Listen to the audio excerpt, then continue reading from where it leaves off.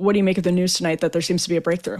Well, the president has been working extremely hard for a peace deal for a very long time. He has branded himself the president of peace. So this is what he's wanted. This is what the American people put him into office for.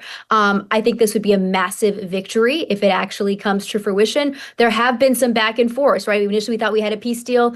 Netanyahu made some changes. The Arabs seem to want to back out. Now it seems like we actually have a deal, which is wonderful if it's true. And I think the American people will be very happy. It'll be wonderful for the families of the hostages, even the ones who have deceased members whose bodies are still being held in Gaza. And of course, it will be good for the Palestinian people whose home has been under siege for a very long time. I'm hopeful, but I'm going to wait until it actually happens before I say anything more. Yeah, no, I'm with you on that.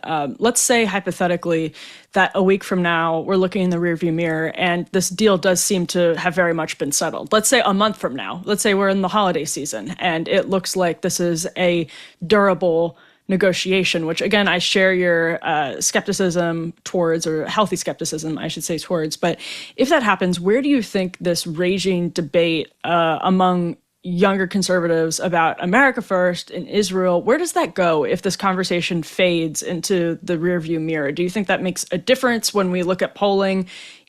6 months from now, a year from now, will there be support for Israel that rebounds among younger conservatives? Because right now there's a very stark difference between support for Israel among younger conservatives and older conservatives. Well, I'll just say this. If you're a pro-Israel person, the best thing to happen for Israel, for the country, for the people, is for this war to come to an end. Because it's the fact that this war has continued for as long as it has, and all of the images that we're seeing out of Gaza are popping up on people's TikTok and Instagram feeds, that support for Israel has plummeted with a lot of young people. Having this war continue is, I think, what has driven a lot of genuine anti-Semitic feelings, and then also just skepticism towards support for Israel among the American people in general. So this is a great thing for Israel, frankly, if this war comes to an end, if they want to continue to have a partnership with America for generations to come. I'm saying that genuinely. I think this is a good thing for the state of Israel.